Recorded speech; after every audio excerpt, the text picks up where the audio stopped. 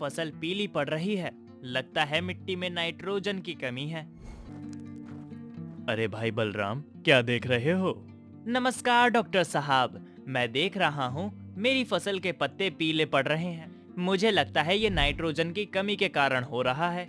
हाँ बलराम, ये भी कारण हो सकता है। अच्छा, मुझे बताओ कि तुम नाइट्रोजन के बारे में कितना जानते हो?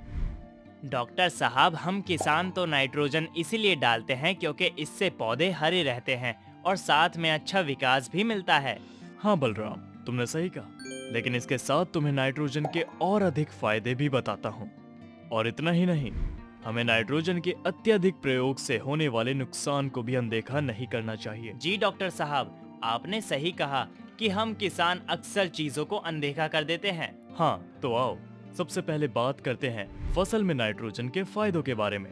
नाइट्रोजन पौधों के लिए पहला आवश्यक पोषक तत्व है, जो पौधों के जोरदार विकास, गहरे हरे पत्ते के रंग और प्रकाश संश्लेषण के लिए बहुत महत्वपूर्ण है। नाइट्रोजन प्रोटीन के निर्माण में भी भूमिका निभाता है, जिसकी कमी के कारण पौधे मुरझाकर मर जाते हैं।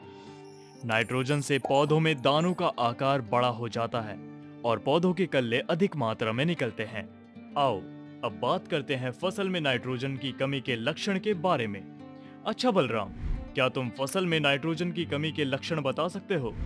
डॉक्टर साहब, नाइट्रोजन की कमी के कारण पौधों के पुराने पत्ते हल्के हरे और पीले रंग के हो जाते हैं और साथ ही पत्तियां भी गिरने लगती हैं। वाह बलराम, एकदम सही जानकारी दी है तुमने। पर्याप्त नाइट्रोजन के बिना फसलें क्लोरोफिल का उत्पादन नहीं कर पाती, जो फसलों में भोजन बनाने के लिए आवश्यक है। पहला लक्षण पुरानी पत्तियों का पीला पड़ना है। ऐसा इसलिए क्योंकि पौधे उपलब्ध नाइट्रोजन के साथ नई वृद्धि प्रदान करने को प्राथमिकता देता है। इसलिए कमी के लक्षण सबसे पहले पुरानी पत्तियों में ही दिखते हैं। इसके अतिरिक्त पौधों की वृद्धि रुक जाती है और पत्तियां छोटी और संख्या में कम हो जाती हैं। कल्ले बनने वाली फसलों में कल्ले कम पड़ते हैं और छोटी बालियां दिखाई देती हैं, जिससे पैदावार प्रभावित होती है। दलहनी फसलों में प्रोटीन की मात्रा कम हो जाती है तथा दाने भी सिकुड़ जाते हैं। आओ अब नाइट्रोजन के अधिक उपयोग के कुछ नुकसान भी जान लेते हैं। क्या तुम ये भी बता सकते हो बलराम? इसके बारे में मुझे कोई सटीक जानकारी तो नहीं है डॉक्टर साहब। बलराम, अधिक नाइट्रोजन के कारण पौधों को नुकसान पहुंचता है। कुछ किसान अच्छी उपज प्राप्त करने के चक्कर में जरूरत से ज्यादा नाइट्रोजन मिट्टी में डाल देते हैं। अधिक नाइट्रोजन से अंकुर मुरझा जाता है तथा युवा पौधों की पत्तियों पर मृत धब्बे दिखाई देते हैं। नर्म गहरे हरे पत्तों का समूह कीट और रोग से ग्रस्त हो जाता है। जी डॉक्टर साहब, इसके लिए तो हर किसान को समय समय पर मृदा परीक्षण करवाना चाहिए, जिससे उसको पता चल सके कि कितनी मात्रा में पोषक तत्वों की आवश्यकता है। बिल्कुल सही कहा बलराम। तो अभी तक हमने जाना नाइट्रोजन की आवश्यकता, कमी और अधिक मात्रा से होने वाले लक्षणों के बारे में। लेकिन क्या तुम्हें पता है कि पौधों में नाइट्रोजन की कमी कैसे आती है? जी नहीं डॉक्टर साहब, थोड़ा विस्तार में बताएं। अधिक सिंचाई व भारी बारिश के कारण नाइट्रोजन की कमी हो जाती है। वाष्पीकरण और पानी के साथ रिसने की वजह से अन्य पोषक तत्वों की तुलना में नाइट्रोजन का नुकसान अधिक होता है। सूखे के दबाव से भी पानी और पोषक तत्वों का अवशोषण बाधित होता है। मिट्टी का पीएच स्तर भी पौधों के लिए नाइट्रोजन उपलब्धता में भूमिका निभाता है। खरपतवारों का जमाव भी फसलों को महत्वपूर्ण तत्वों से वंचित करता है। खराब जड़ वृद्धि के कारण भी पौधे मिट्टी से पर्याप्त नाइट्रोजन को अवशोषित करने में सक्षम नहीं हो पाते। इसके लिए जेयू का उत्पाद इकोमैक्स प्लस का प्रयोग करने से पौधों में अच्छा जड़ विकास मिलता है, जिससे पौधे मिट्टी से अधिक पोषक तत्व अवशोषित कर पाते हैं।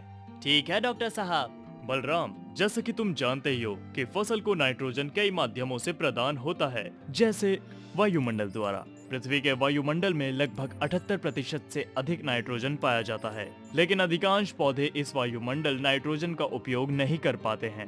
लेकिन कुछ जीवाणु, नील हरित शैवाल आदि इस नाइट्रोजन को पौधों के लिए उपलब्ध कराते हैं। जेयू का एक ऐसा ही उत्पाद एजोमैक्स है, जो फसल को वायुमंडलीय नाइट्रोजन उपलब्ध कराता है। रासायनिक उर्वरकों के प्रयोग द्वारा अधिकांश किसान नाइट्रोजन की पूर्ति के लिए रासायनिक उर्वरकों जैसे urea, calcium nitrate, ammonia sulphate आदि का प्रयोग करते हैं। इन रसायनों के अधिक प्रयोग से मृदा का स्वास्थ्य भी खराब होता है। जैविक खाद के प्रयोग द्वारा इस प्राचीनतम विधि में पौधों को नाइट्रोजन की पूर्ति के लिए विभिन्न प्रकार के जैविक खाद जैसे गोबर की खाद, पेड़ पौधों के अवशिष्ट पदार्थ, हरी खाद आदि का प्रयोग किया जाता है। फसल चक्र दलहनी और सब्जी फसलों की खेती करने में मिट्टी की जैविक दशा सुधरती है और नाइट्रोजन के स्थिरीकरण में भी मदद मिलती है। इसके साथ जाते जाते मैं तुम्हें एक और सलाह दूंगा कि फसल उत्पादन को बेहतर करने के लिए फसल के मौसम की शुरुआत से पहले मिट्टी का परीक्षण जरूर करवाना चाहिए। पूरे मौसम के दौरान नाइट्रोजन की कुल मात्रा को कई खुराकों में बांटकर डालना सबसे अच्छा रहता है। धन्यवाद डॉक्टर साहब, आज आपने काफी विस्तार से नाइट्रोजन के बारे में जानकारी दी। तो अगर आप भी ऐसी महत्वपूर्ण जानकारियां लेना चाहते हैं तो नीचे दिए गए लाल बटन को दबाकर हमारे चैनल को जरूर सब्सक्राइब कीजिए। साथ में बेल आइकन को दबाना ना भूलें। मिलते हैं आपसे अगली वीडियो में। JU Agri Sciences, मिट्टी मुस्कुराएगी।